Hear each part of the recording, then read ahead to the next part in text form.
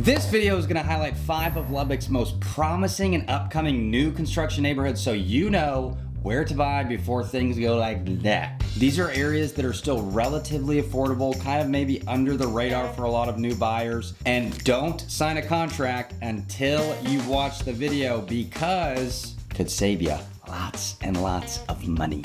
Okay, let's just start with the first single, the first double of the day here that we've talked about, discussed in plenty of other videos before. One of my all-time favorite neighborhoods in this lovely, lovely town. And I've sold a couple houses here. It's just a fantastic one. It's really hard to beat. It is Kelsey Park. Yes, I've talked about it before.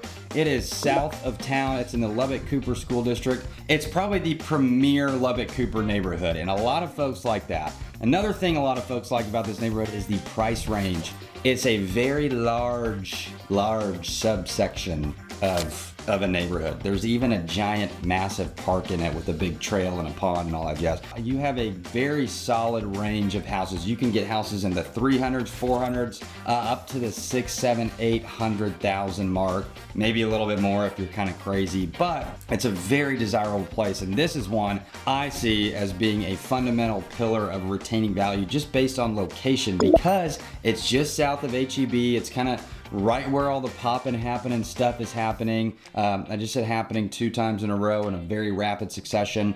But Kelsey Park is one of these places, and this is where you need to be savvy with what you're buying. And I see people all the time comment in my videos, well, thank you so much. I bought a house and your information was very helpful. What are you doing, huh? What are you doing? Call your boy.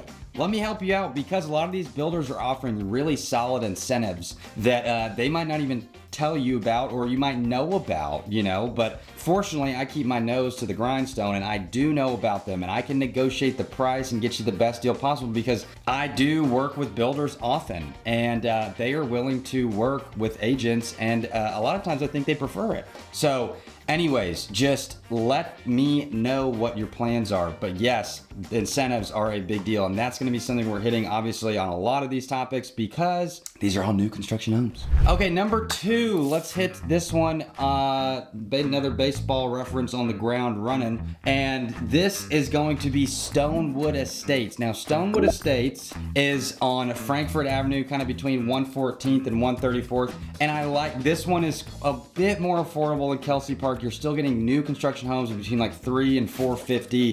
Good range of square footage, good range of size, good range of style. You've got a couple different builders in here. You've got Dan Wilson, and you've got Dream Build Homes, and you just got some solid builds, very similar style. Like a lot of these 300,000 to 400,000 homes are going to be ranch style, you know, maybe a big tall kind of cathedral type ceiling with a wooden beam down the middle, but definitely mostly one story. But the builders in this neighborhood, I mean, they're specifically talking about incentives a lot of times, even just on, if you find them on Zillow, if you're perusing around, they're like, ask us about our incentives, ask us, you know, because they want to get these houses sold. These builders, you know, they want to get their subdivision of homes finished that maybe in a neighborhood they've been working on for 3 or 4 years so they can move on to the next one. And so what I've seen over the past 2 years when I first got started in this business is that homes, you know, a lot of builders weren't even working with realtors, and now a lot of builders, most builders are like trying very hard to get realtors to bring them buyers. So the incentives on a lot of these houses are really, really good, especially in this neighborhood. I also love the area. You know, it's a little bit further west than Kelsey Park is, but you're still in that developing south area. 134th and Slide has become a very poppin' area. There's tons of new stuff over there, new office buildings, new restaurants. So anyways, I would just recommend this neighborhood to anyone in the 300s. It's a very solid area. I've looked in this neighborhood when I was going to buy my personal residence. I think I actually made an offer on a house here, but it did not pan out. So anyway, I ended up buying somewhere else. I think that was a good cover for number 2 neighborhood. Let's move on to number 3. Number 3 is going to be Hatton Place. I literally sold a house here to some clients that I've already sold a house to before I sold it to them, I believe, in September, and it was Ventura Homes. They build a wide range of houses. This is definitely in their more affordable range. It's still in the 400,000s, but so nice. I love the quality of their builds, their customer service, their follow-up, their warranty, just everything they do is awesome. Awesome, awesome, awesome. If you are in the 400,000 range, even up to 5, 6, 7, 8, look at them, consider the product that they deliver. They're great. They also do offer some incentives, and this neighborhood, it's just fantastic. And I would say it's another one in Cooper ISD. And now I know what you're thinking, oh, but the property taxes and blah, blah, blah. And yes, they are going to be higher in most of these neighborhoods that we're discussing. However, just consider the fact that you're not paying a state income tax, and real estate is a very, pretty flexible asset in terms of what you can get out of it in terms of financing and all that jazz. This is a neighborhood, if you're a growing family, if you maybe just had your first kid, the family that I sold to, who found me on YouTube and called me, thank you very much. They have a newborn, about a 1-year-old, and they were just wanting to upgrade. And yeah, so just awesome area. I would highly consider Hatton Place if I was in like the 400,000 range. Top of my list.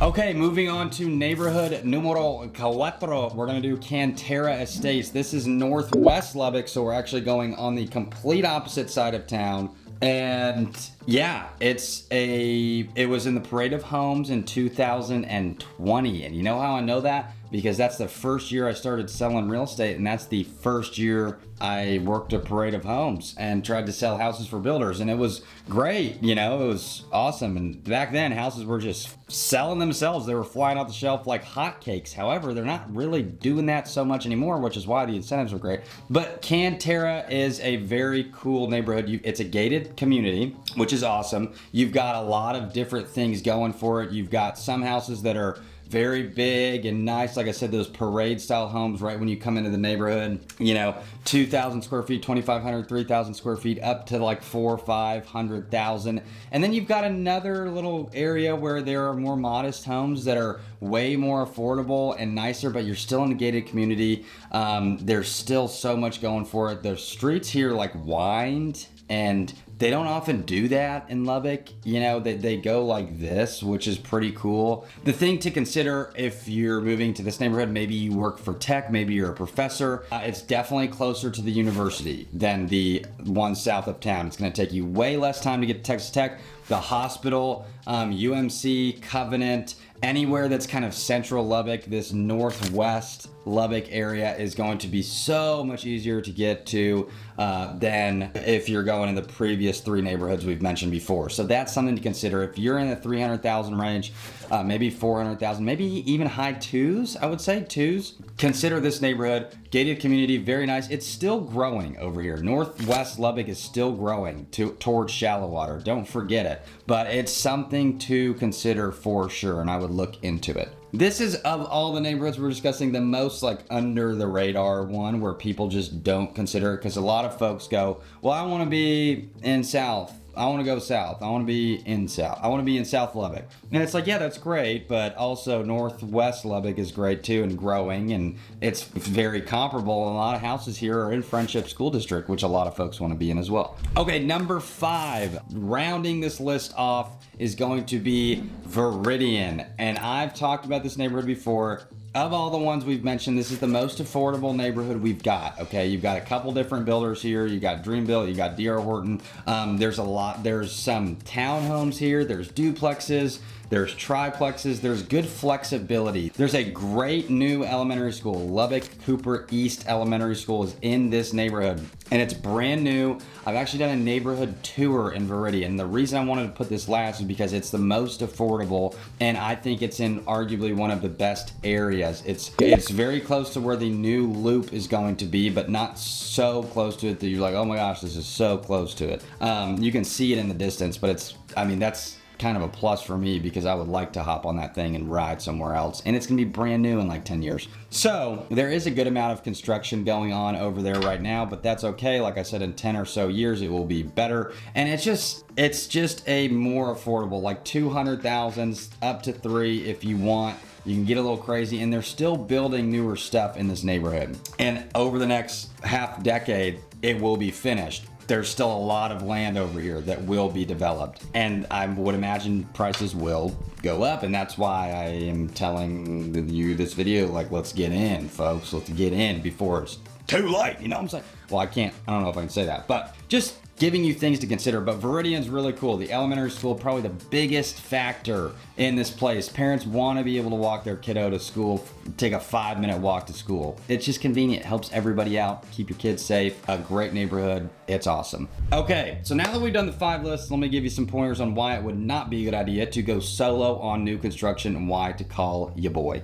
So obviously, it'd be like going straight to the seller on a house. A lot of people go, oh, well, I think I can get a better deal on blah, blah, blah, because they're not going to be paying the buyer's agent commission. But a lot of times the seller is not incentivized to get you the best deal. They are not working for free for you. They still are in it for themselves at the end of the day. So if you have someone who's savvy, who kind of knows what they're talking about, who can represent you and in your interests in the deal, that's ideal. That's what you want, especially with new construction homes. The builder's job is to make sure their margins are great and they get top dollar for their home. Now, an agent who knows the market and who knows a builder will be able to give you valuable insight and maybe say, hey, well, this builder's doing this, but I just sold a house a couple months ago and this builder's doing that. We might consider that. And then that builder that you were initially talking to is going to go, no, no, no. So that's just something to think about. And oftentimes,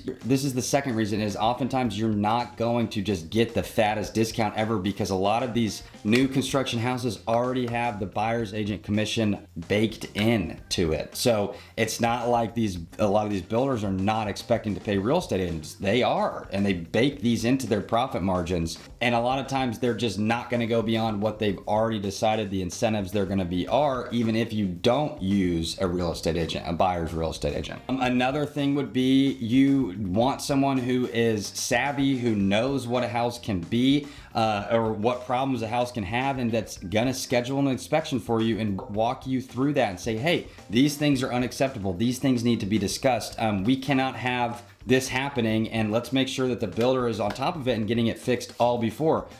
They'll just leave you to your own devices a lot and have you try to figure out what you're supposed to do about it. Well, if you've never bought a home before, this can be a very daunting, scary process. Essentially, I buy like 25, 30 homes a year. So that's kind of, sometimes more, sometimes less, but you never know. I'm keeping you on your feet. So that's one of those things where it's like, to trust the professional here who does this a lot and knows how it works. So because the process, if it's your first time, can be super daunting and scary. The last thing we're gonna hit is that timing really matters. Whether you're buying in the winter, you're buying in the spring, you're buying in the summer. If it's the winter, the incentives probably gonna be pretty high, gonna be more so than they would be in the spring and summer, because guess what? Most people want to buy in the spring and summer. I don't blame them, because that's like the best time to move, because the weather's relatively nice. Moving in the winter sucks, but it's important to pay attention to the concessions that maybe builders are offering, or just the macroeconomic things that are going on. I mean,